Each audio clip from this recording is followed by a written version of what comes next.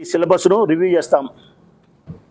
విద్యకు సంబంధించి ఉన్నమతి పోయి చంద్రమతి వచ్చినట్టు ఇంగ్లీష్ మీడియం పోగొట్టినారు, సెంట్రల్ సిలబస్ పోగొట్టినారు, నాడు నేడు పోగొట్టినారు, పాఠశాలల అభివృద్ధి పోగొట్టినారు.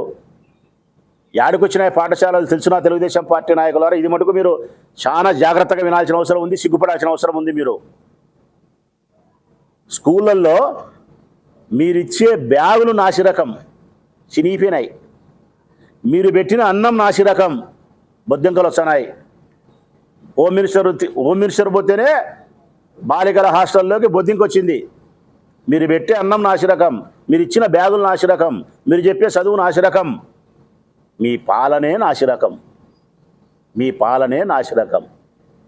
ఇన్ని పథకాలు రామాయణం పెట్టుకొని ఏమీ చెయ్యకుండా ఆ బొల్లవరం పోయి 2 పథకాలు మాట్లాడి 2 అమ్మలతో 3 బన్నాయని చెప్పించానే సంకలు గుద్దుకుంటే ఒప్పుకునేటోళ్ళం అనుకుంటారు. మీరు 136 చెప్పినారు ప్రజలకు. నేను ప్రజలకు విజ్ఞప్తి చేస్తా ఉన్నా, చైతన్యవంతులు కాండి ప్రజలారా.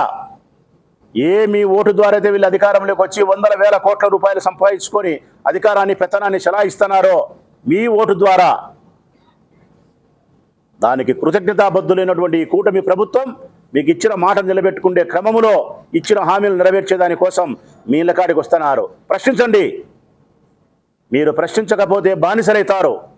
మీరు ప్రశ్నించే ప్రజాస్వామ్యంలో నిజమైనటువంటి పౌరులైతారు, మీరు చైతన్యవంతులైతారు.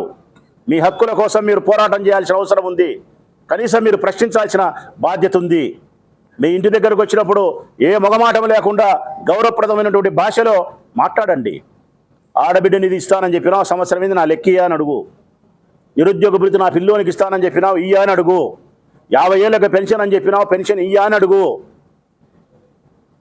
మీకు ఏమైతే వాళ్ళు మాట ఇచ్చినారో ఆ ఇచ్చిన మాట మేరకు తెలుగుదేశం పార్టీ నాయకులు మీరు ప్రశ్నించకపోతే మిగిలిన 4 సంవత్సరాలు కూడా ఏ ఒక్క పథకం మీకు వాళ్ళు ఇయ్యరు.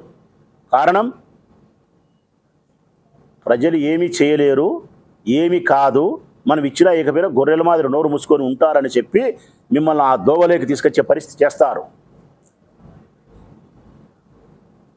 తెలుగుదేశం పార్టీ తొలి అడుగు వేసినామని చెప్పే తెలుగుదేశం పార్టీ నాయకులకు చెప్తా ఉన్నా నేను చివరిగా, చంద్రబాబు నాయుడు గారికి ఇది తొలి అడుగు కాదు, ఆయన రాజకీయ జీవితానికి ఇది చివరి అడుగు. ఇది బాగా రాసుకోండి చెప్తాను నేను. చంద్రబాబు నాయుడు గారి రాజకీయ జీవితానికి ఇది తొలి అడుగు కాదు, చివరి అడుగు. ఇదే చివరి అడుగు. 1978లో రాజశేఖర రెడ్డితో ప్రస్థానం ప్రారంభించినటువంటి చంద్రబాబు నాయుడు 2028 జగన్మోహన్ రెడ్డితో కథ సమాప్తం. కరెక్ట్గా 50 సంవత్సరాలు. 78 నుంచి 88, 98, 2008, 18, 28 కరెక్ట్గా 50 సంవత్సరాలు ఆయన రాజకీయ ప్రస్థానం ముగిసిపోతుంది. అబ్బనితో రాజశేఖర రెడ్డితో ప్రారంభమైనటువంటి 78లో ఆయన రాజకీయ జీవితం 2028 జగన్మోహన్ రెడ్డి గారితో సమాప్తం. ఇది తథ్యము తథ్యము తథ్యము. నేను చెప్తా ఉండేది వాస్తవం. ఇదే జరగబోతుంది. ఇది తెలుగుదేశం పార్టీకి తొలి అడుగు కాదు.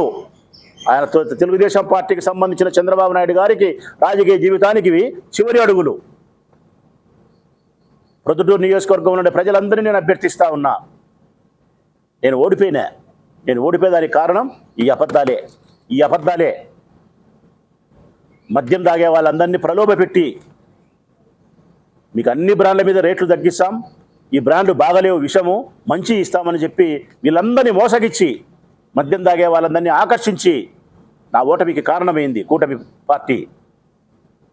ఆకర్షణీయమైన పథకాలన్నీ ఆడవాళ్ళకు చెప్పి మోసం చేసినారు.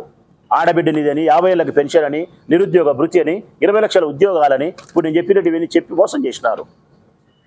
అందుకే అడుగుతా ఉన్నా, ప్రశ్నించమని.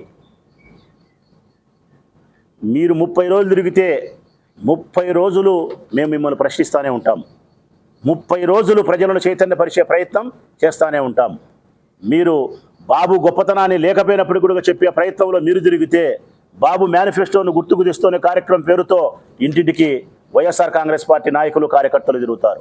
ప్రతి ఇంట్లోనూ చైతన్యవంతులు చేసే ప్రయత్నం చేస్తాం. వారి హక్కుల కోసం సాధన చేసి పోరాటం చేసేదానికోసం ప్రయత్నం చేస్తాం. ఇది పొద్దుటూరు నియోజకవర్గంలో చాలా సీరియస్గా తీసుకొని బాబు మేనిఫెస్టోను గుర్తుకు తెస్తున్న కార్యక్రమాన్ని విజయవంతం చేస్తాం కాబట్టి చేయడం కోసం రేపు జరిగే కార్యక్రమానికి అందరూ హాజరు కావాలని మనస్ఫూర్తిగా ఆహ్వానిస్తూ సెలవు.